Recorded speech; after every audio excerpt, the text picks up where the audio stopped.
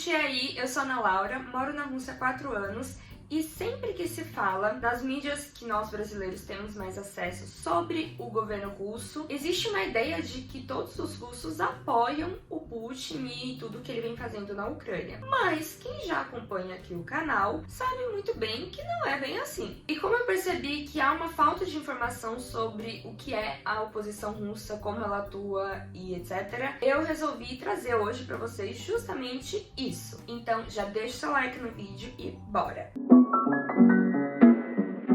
Oposição russa. Quem são, onde habitam e do que se alimentam? A maior parte das pessoas que não apoiam o governo russo são de profissões consideradas liberais, então são empreendedores, são artistas, são técnicos de TI, os chamados cérebros da Rússia. Então são pessoas de classe média ou até mesmo classe média alta que tinham a possibilidade de fugir da Rússia, principalmente quando teve a mobilização parcial. Dentro da oposição russa também se enquadram os intelectuais e os artistas que, por terem uma posição de ser contra o governo russo, já estavam tendo problemas para trabalhar dentro da Rússia. Então, por exemplo, em casos de cantores, eles não estavam conseguindo fazer shows, porque as casas de shows já tinham sido avisadas de que se esses artistas fizessem shows, essa casa teria problema. Então, começaram a simplesmente negar para que esses artistas conseguissem fazer shows. Então já estava ficando bem complicado para essas pessoas, principalmente jornalistas e artistas. Também é importante dizer que boa parte da oposição russa se concentra nos grandes centros populacionais, ou seja, Moscou, São Petersburgo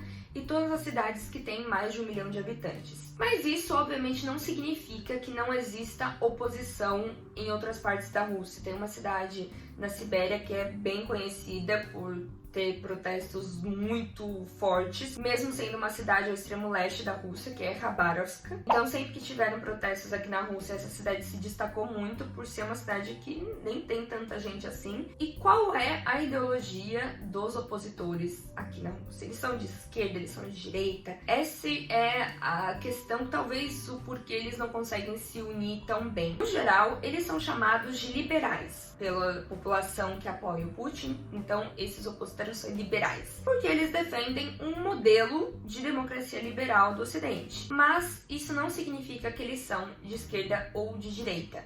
Então você pode encontrar pessoas que não apoiam o governo, que são mais de direita, são mais a favor de uma privatização, de um governo que intervenha menos na economia, como você vai encontrar pessoas que já acham que deveria ser como muitos países na Europa, onde você tem uma grande presença do Estado, cuidando ali das pessoas. Então, eles não têm uma ideologia única. O que une eles realmente é serem democratas e, consequentemente, contra o Putin. O grande líder dessa oposição era o Navalny, mas ele sempre foi uma pessoa mais de direita e até antes de se tornar tão popular, ele era bem nacionalista, contra imigrantes e uma posição assim bem de direita. Então isso fazia com que muitas pessoas que são opositoras do governo não apoiassem o Navalny, por não achar que ele seria melhor que o Putin. Então isso fazia com que a oposição nunca crescesse da forma que precisava crescer, porque não tinha essa união das pessoas. Justamente porque a oposição na Rússia não é homogênea. Bom, atualmente a maior parte da oposição, pelo menos da declarada, que se declara contra o governo, está fora do país. Mas isso não significa que não hajam opositores dentro do país. A diferença é que as pessoas que estão dentro da Rússia, elas não têm essa liberdade toda de falar que são contra o governo, justamente por temer represálias. E também é muito importante deixar claro que a oposição na Rússia ela não surgiu com a guerra na Ucrânia. Ela já existia antes disso. Então já existiam protestos na Rússia contra o governo Putin, a favor de uma democracia, antes da questão na Ucrânia. A Ucrânia foi não é menosprezando, mas foi meio que a gota d'água para muita gente que até determinado momento se mantinha neutro, vamos dizer assim, isso não eram tão agressivos nas suas falas, mas depois da guerra na Ucrânia não tem como, né? Quem não se manifestar é, como os russos dizem, trus, um covarde. Vale lembrar que um dos últimos protestos que estiveram na Rússia foi em 2021, que foi de apoio ao Navalny, que tinha sido preso e estava doente e não estava recebendo apoio dos médicos, então as pessoas foram fazer manifestações no meio do inverno.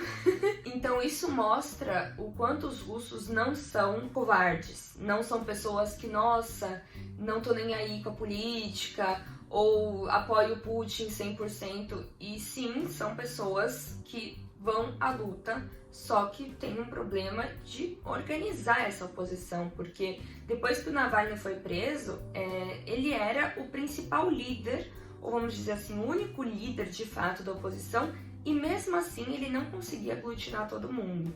Então, a partir do momento que ele é preso, a oposição fica sem líder. Então, o que você consegue ter são alguns jornalistas, alguns intelectuais que continuam se manifestando contra o governo, que incitam a população ali, mas não chegam a ser líderes. Até existe uma citação na Rússia que fala que se você não tem nada para oferecer de melhor, então não critique. Ou seja, se vocês não têm um líder para colocar no lugar do Putin, então não venha criticar. E com certeza vocês já devem ter ouvido falar que aqui na Rússia muitos sites, aplicativos são proibidos e que tá tendo uma repressão muito forte em cima de canais de jornais. Esses jornais, já antes da guerra na Ucrânia, já eram considerados não amigáveis pelo governo e já tinham problemas para transmitir. Mas depois da guerra na Ucrânia, eles foram considerados extremistas e agora eles transmitem a partir de países da União Europeia. Entre esses canais, a gente pode citar o Dostoia, que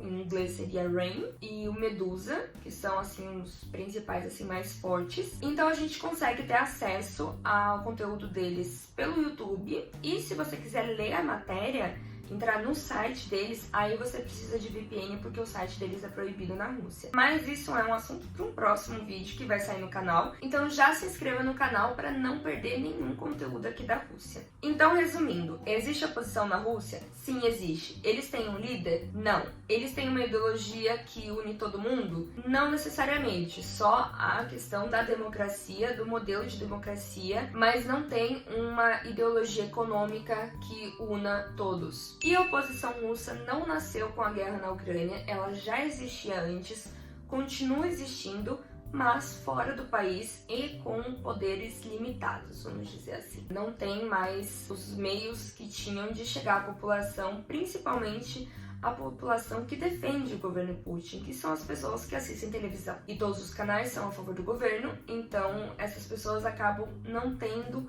contato com a oposição. Isso faz com que a oposição russa fique muito enfraquecida e que só consiga falar para convertido. Mas agora eu queria falar um pouquinho da minha experiência.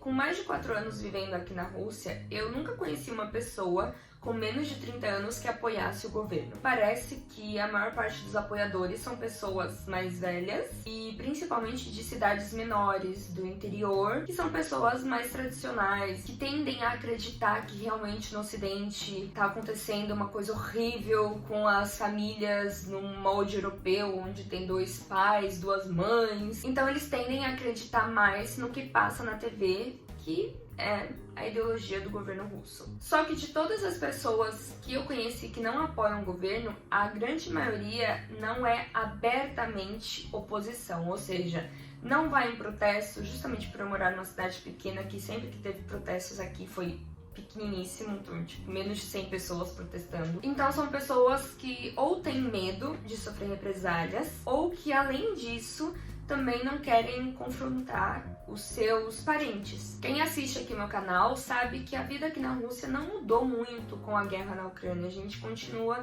tendo acesso a tudo, a economia não foi aquela catástrofe que se previa. Então, sempre que essa pessoa que é de oposição chega nos parentes, nos pais, e fala, ai, que esse governo é horrível, não sei o quê, os pais falam, como assim horrível? Olha, a nossa situação tá ótima. Agora olha a Europa, morrendo de frio. Então acabam tendo confrontos dentro da família. A gente sabe muito bem o que é isso no Brasil, né? Mas os russos, por não quererem simplesmente criar um ambiente de confronto, eles decidem serem oposição, mas pra si, dentro do armário, vamos dizer assim. O que não adianta muito, porque se você é oposição só na sua cabeça, não vai mudar nada no final das contas. Mas eu entendo as pessoas que não são abertamente opositoras, porque eu não acho que é uma coisa tão simples você se declarar de oposição e lutar politicamente contra um governo como o do Putin. Não concordo em chamar essas pessoas de covardes. A maioria das pessoas só querem viver a sua vida e sem muitos problemas. Então é uma forma de não arranjar mais problema para a vida delas. Eu entendo de certa forma isso. Mas de todas as formas é uma situação muito difícil para os opositores aqui na Rússia, tanto os que vivem fora da Rússia, como os que ficaram, que não tiveram condições de ir embora ou até não queriam ir embora, porque nem todo mundo quer deixar o seu país, não é uma coisa tão simples você ir embora do seu país. Eu acho muito triste pensar que os grandes cérebros russos, os intelectuais, os artistas, tiveram que sair do país, e eu acho que a longo prazo isso vai custar muito caro para a Rússia. Mas é isso. Me diga nos comentários o que você achou disso tudo e como você lidaria com essa situação se você fosse russo, se você morasse na Rússia, o que você faria? Você seria uma oposição aberta ou não? Você tentaria de tudo para sair do país ou ficaria aqui? Então me diga nos comentários qual a sua opinião. E se você gostou do vídeo, deixe seu like e, claro, se inscreva no canal para não perder mais nenhum conteúdo aqui da Rússia. E é isso. Pacá, pacá.